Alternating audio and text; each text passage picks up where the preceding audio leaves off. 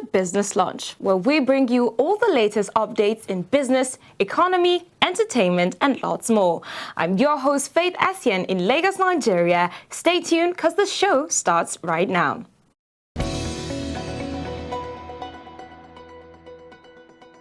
Today's episode, get ready for an interesting lineup starting from our motivational discussion where we look at SME growth and challenges, down to the launch break segment, and finally to my personal discussion segment with my co-presenter, and all the way down to the business where we will be looking at some interesting things. So fasten your seatbelt, relax, because Business Launch has just begun.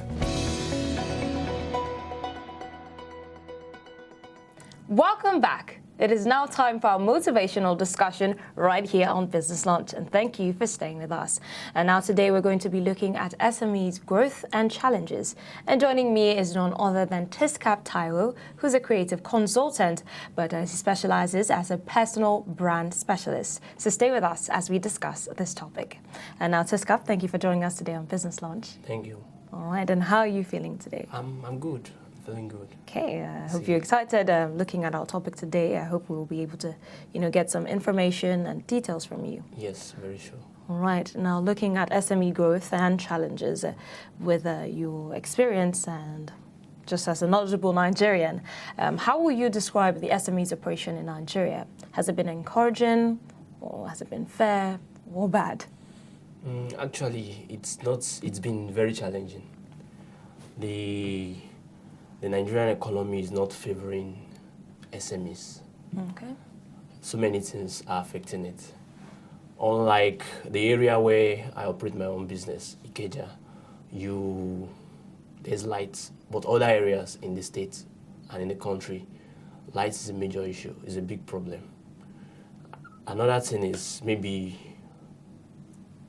running cost. The cost of running business is very high in the country. So it's been very challenging. And it has been my experience, even running one of my business that I run, an SME. Okay. So. Well, I'm glad to hear that your location is, at least electricity is more favorable there. Yes. But either way, for other businesses, I know when you talk about SMEs, we always talk about electricity, and that can be very discouraging. So definitely, with you still talking about that now, presently, that means a lot of work still needs to be done, especially in the line of electricity. Yes. And it's sad to hear that in 2019, we're still talking about the issue of electricity.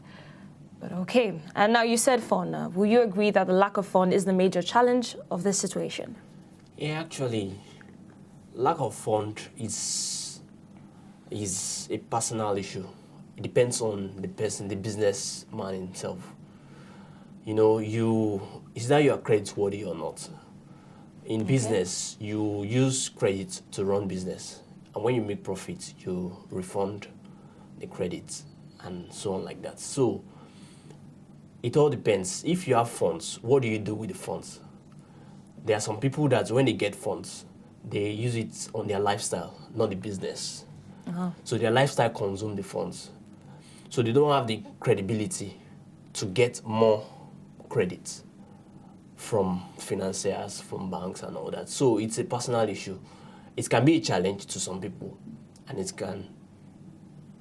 might not be a challenge to others. All right. So it all depends. Okay, I like how you said it's a personal issue. Yeah. And now stating that, how would you now advise someone to go around their funding? Funding, it all especially depends. There are various strategies to raising funds, especially in the present Nigeria as we are now. Okay. There are strategies. If you're a businessman, you should be a strategist, an extraordinary thinker. So if the goal is to raise fund, there are various ways to get it.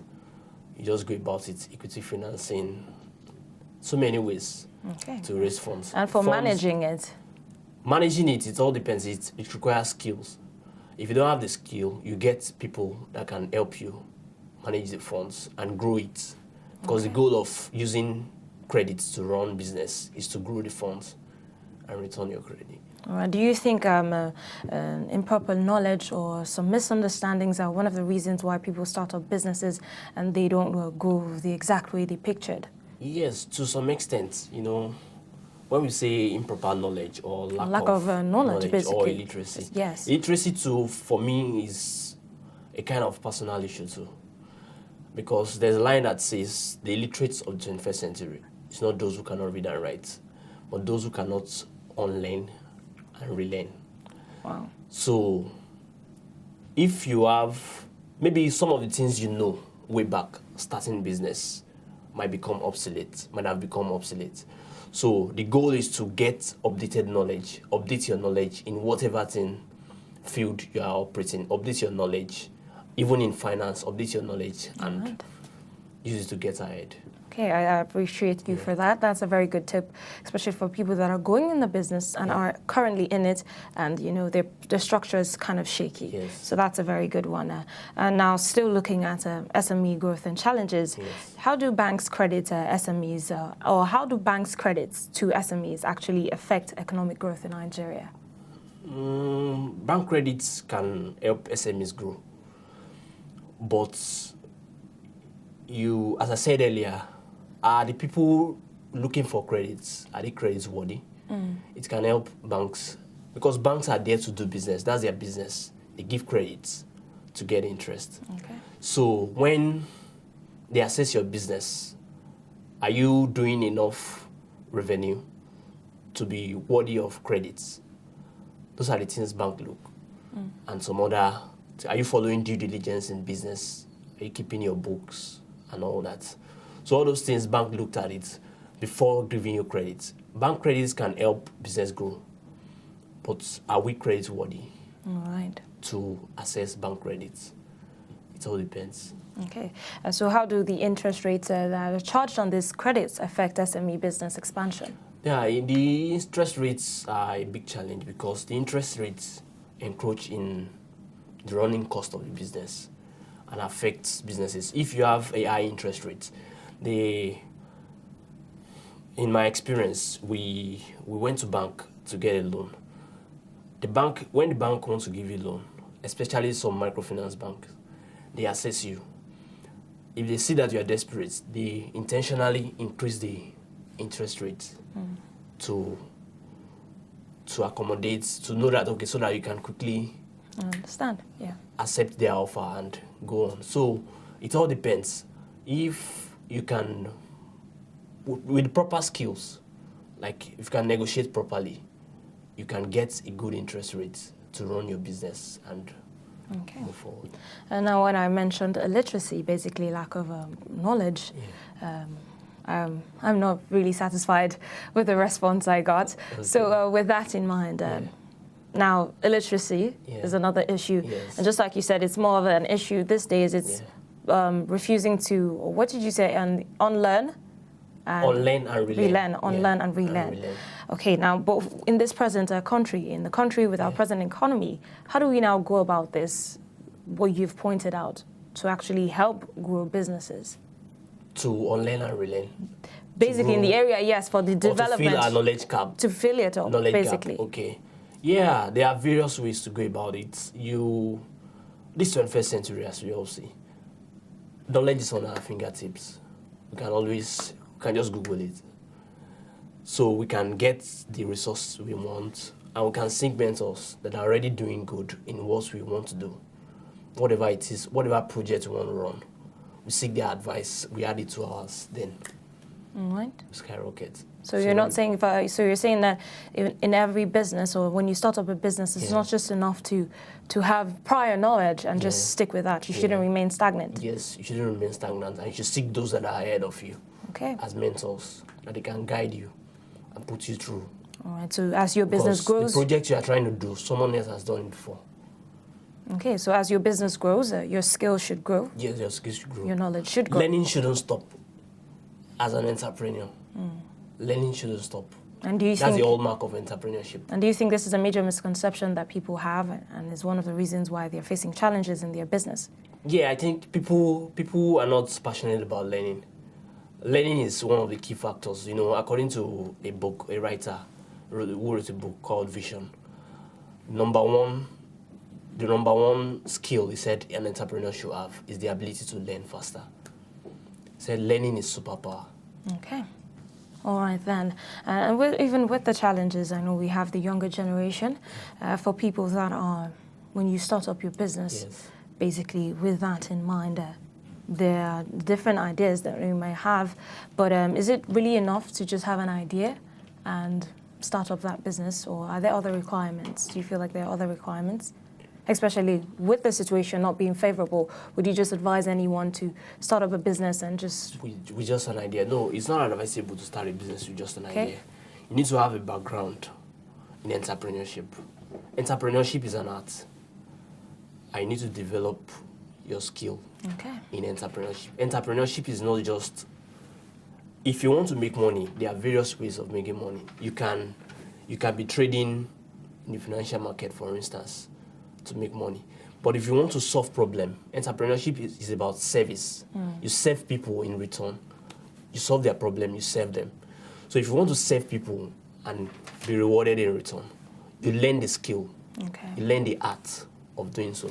All right, That's what entrepreneurship is all about. Well, Teskap, we have to take a short break right now. Okay. But when we return, we'll be looking deeper, especially with the fact that we have opened up into entrepreneurship. Yeah. So we'll be looking at that more. We'll be more focused on that line. Okay, So just keep staying with us. No problem. All right then, and with that, we've come to the end of the first part of our motivational discussion segment right here on Business Launch. But don't go anywhere, we still have more details coming your way with my lovely guest, Teskap Taiwo.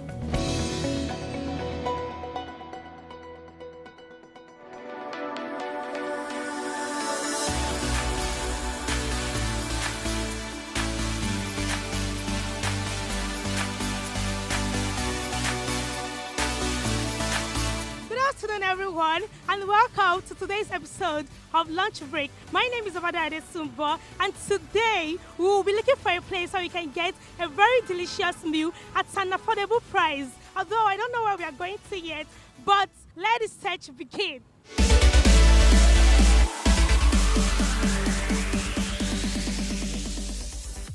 Finally, we got a place around Akoka where they sell affordable and delicious meal. Although I don't know what they sell here, but let's go in and find out.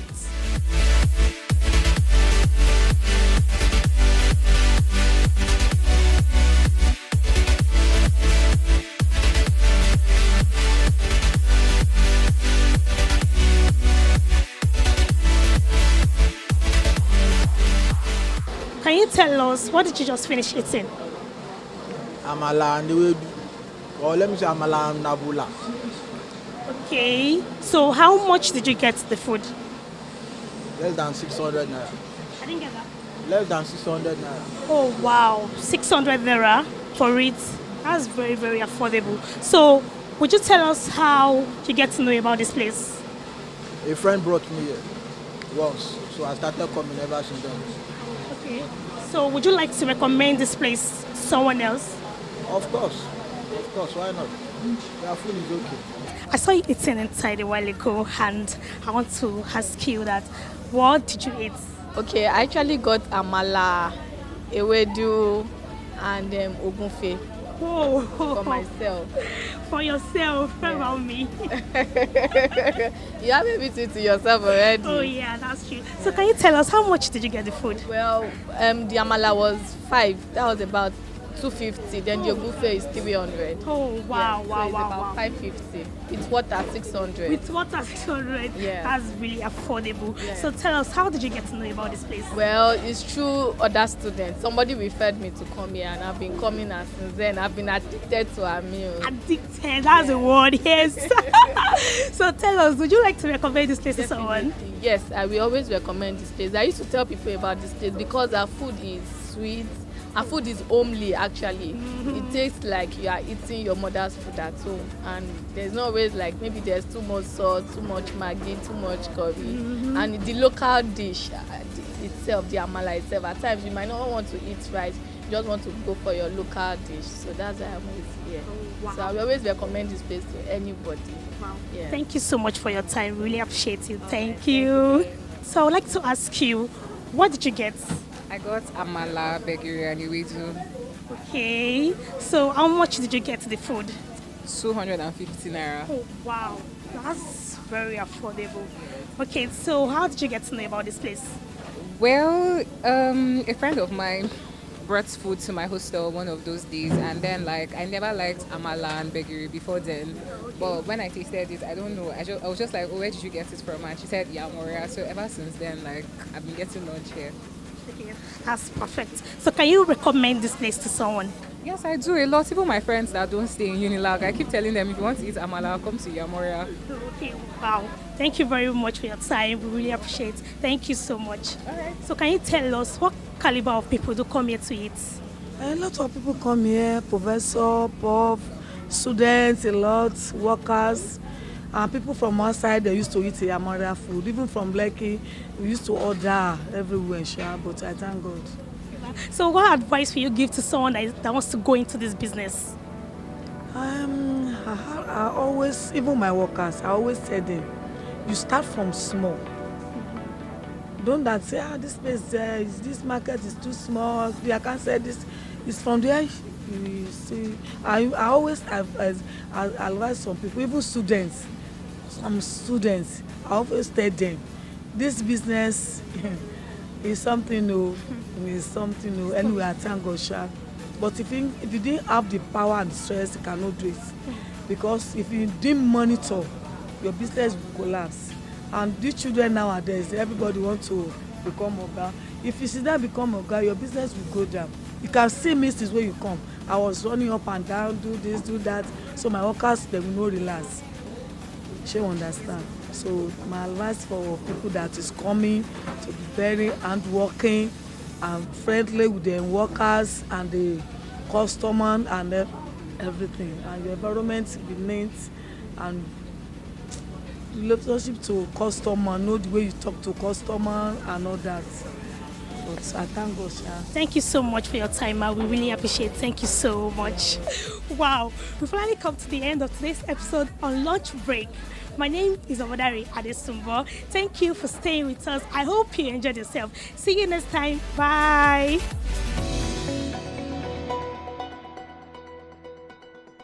Thank you for staying with us and welcome to our paper review segment right here on Business Lunch. And this is where we give you the latest updates on things happening in the papers. And joining me today is my lovely co-presenter in the person of Olamilekan Olaibi. So stay tuned. And now, Lekan, thank you for joining us today on Business Lunch. It's a pleasure to be with you always. All right, the pleasure is mine. And how are you feeling today? Great, and you? I'm doing well. Yes, it's written all over you. Thank you. And you look good today. I must commend that. Yeah, thanks. All right, and I'm glad to have you. It's been a while, would I say. Sure. Okay, so now looking at, we have two things we're basically going to be discussing today, and that's the area of the new VAT rates, or the VAT increase. And speaking on the xenophobic attacks, Buhari and South African President, him apologizing. So let's take up the VAT, the value-added tax rate. Yeah. And now a directive has come out that there's an increase, which when it first came out, it was supposed to be 7.2%, but another motion has come out to say that it's 7.5%. And it hasn't been going too well. People have been reacting, and it's been causing a major thing. And I hear that there are rumors of protests coming up against this. So I know Nigerians are not going down well with this VAT rate. And with that in mind, what do you have to say basically on that? The increase in VAT rate is the increase in inflation rate. Because when there's an increase in value-added tax, goods and prices will be expensive. Definitely. And you can imagine the masses coping with the increase in the value-added tax. And I think successive Nigerians governments have always insisted that the VAT should be low in the continent. Definitely. It should be low. Why should it be high? We haven't done many things yet in the country. We are trying to increase our value-added tax. It can't work. So I think they should try to help us reduce it back. Because if they don't reduce it, everything is going to be expensive. Imagine now they have closed the border. Now they want to add value to the tax. To the tax. So it shouldn't be. It shouldn't be. Well, Lekan, yes, I very much agree with you, especially for the common man.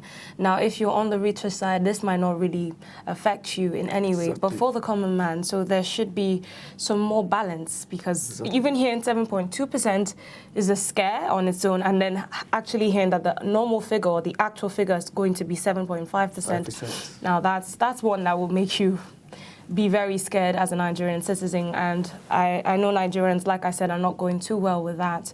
So definitely it's not going to go down well. Do you agree? Definitely it's not going to go down well, because this is a bad timing to add to the value tax. It's a bad timing this time, because it is showing inconsistency, and it's going to cause mismanagement in the state level, because it's going to affect the state level because of the prices and Definitely. the goods, and the cost of living is going to be high, because even it's not even easy to pay the tax, but let's pay it, because we have to give Caesar to Caesar. But now increasing it, no, is uncalled for. For this time, is uncalled for, and it is inconsistent with the economic reality. I agree with you very much, Aleka, with all these things that you're saying. And definitely as Nigerians, we are not pleased with it. But then in the end, the federal government has come out to say that giving reasons for the called for increase, basically, and in the area of balancing out funds. But then is this really the way to go about it? Every time, funds don't match up, you decide to take up an increase in a tax. Is that really the way to balance it out and actually help this economy? No. So basically, with that, we're calling on the government to take a deeper look into this issue, because our economy isn't where it needs to be, and our citizens are not being there. They are not being pleased, and their needs are not being front and center. So we're calling on the government to take a greater look at this value-added tax, because this is not what we need right now with all the extra issues that are going on in the country. All right, then, Leka, keep staying with us. We're going to go on a short break, and when we return, we'll be looking at other things. Sure. And with that, we've come to the end of the first part of our paper review segment right here on Business Launch. But don't go anywhere. I still have with me Olamilekan Olaibi.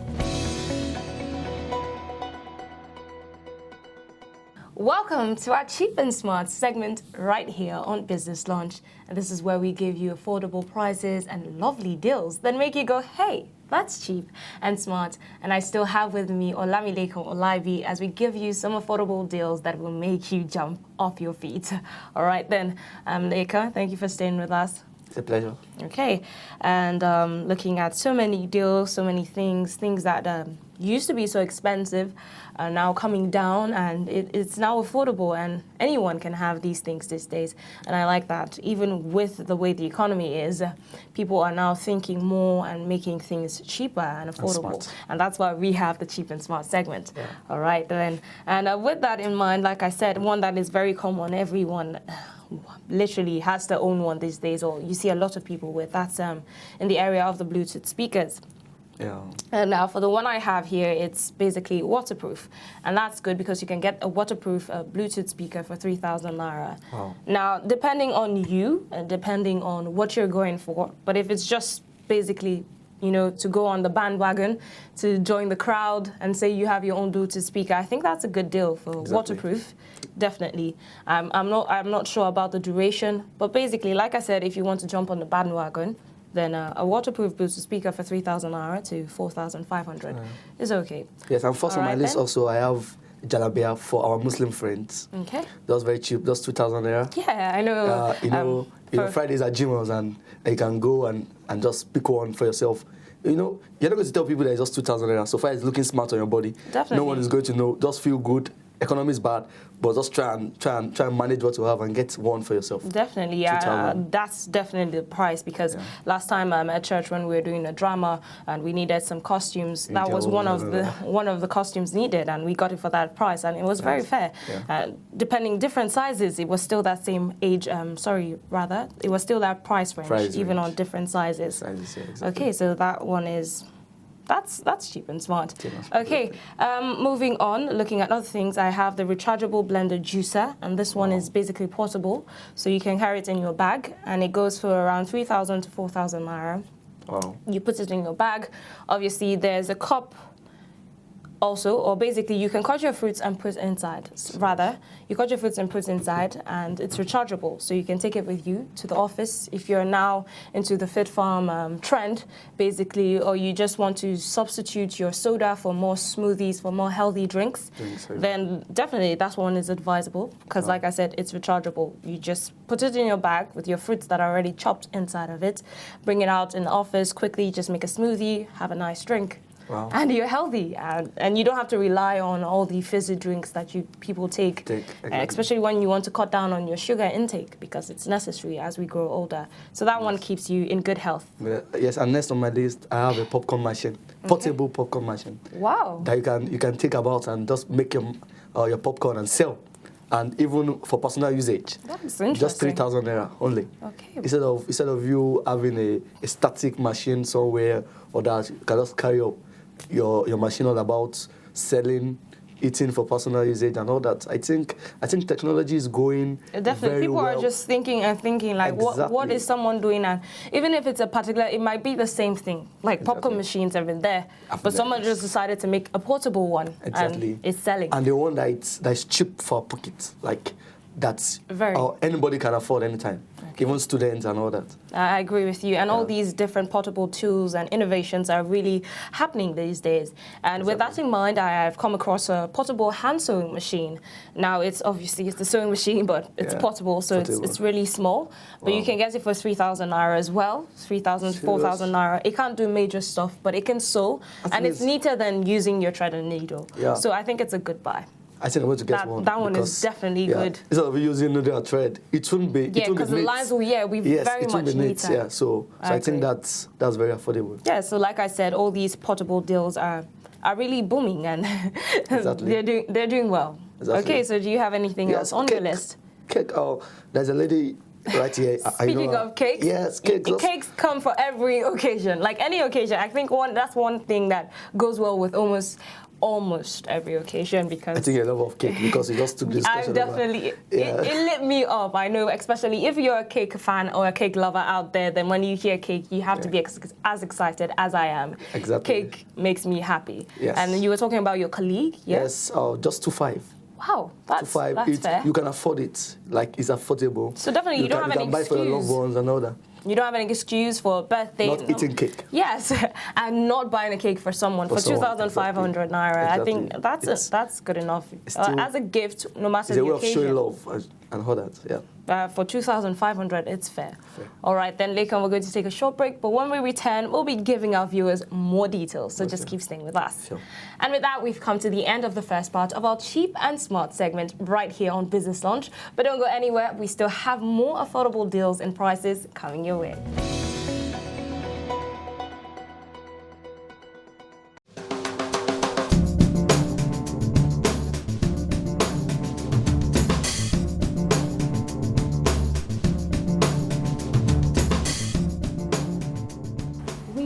Bags and shoes, but with African prints. We try to infuse mostly African prints on every item. Like, if you create a bag, for instance, we must put in Ankara. That's what makes us different. First, you must have a sewing machine. There are different types of sewing machines. For me, I use the leather sewing machine. There are other brands. I'm not just saying just. Then to start off, you can actually use a small sewing machine. Then you have a hammer, you have your Evo-stick gum. That is very important. Evo-stick gum.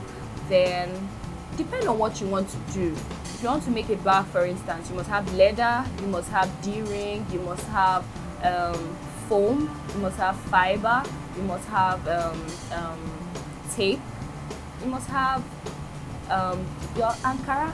As well, you must have your Ankara, yes, because your interior is actually mostly leather. The interior is leather, mostly.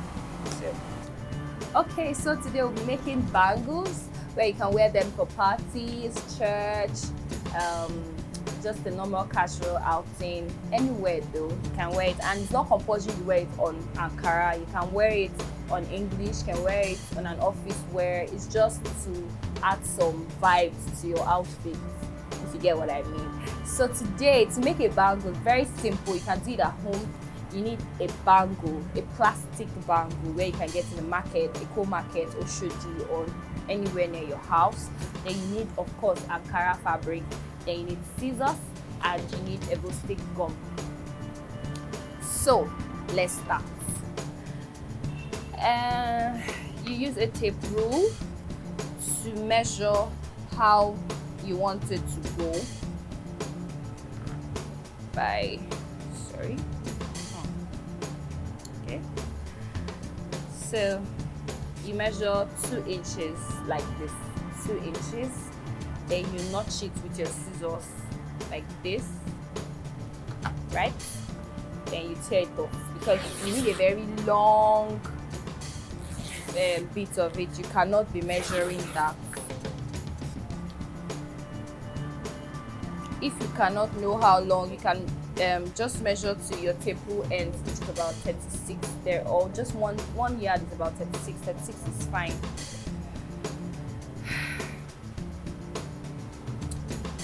Then you pick your gum with your brush, then you apply it on the fabric all through.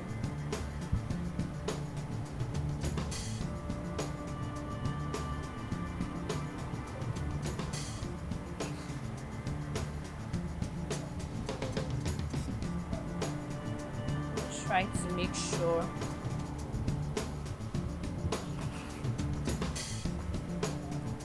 till you get to the very end. Keep applying.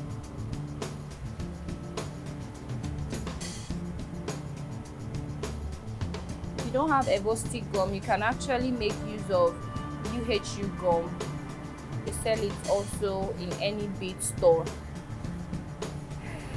And you fold it into two by making the two edges meet the middle point. You can just do something like this. Then you lay the other one on top of it.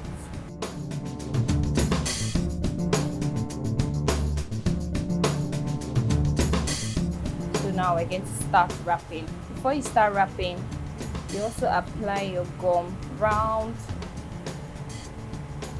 the bangle so that it sticks and it doesn't go out. You don't want your customer coming back to tell you, my bangle has opened. So you do this all through. Then you pick the edge of this and you put gum so it also stays when you're starting. That's the place you put gum, and you allow it to dry for a little bit. Then we also make sure we start from the back.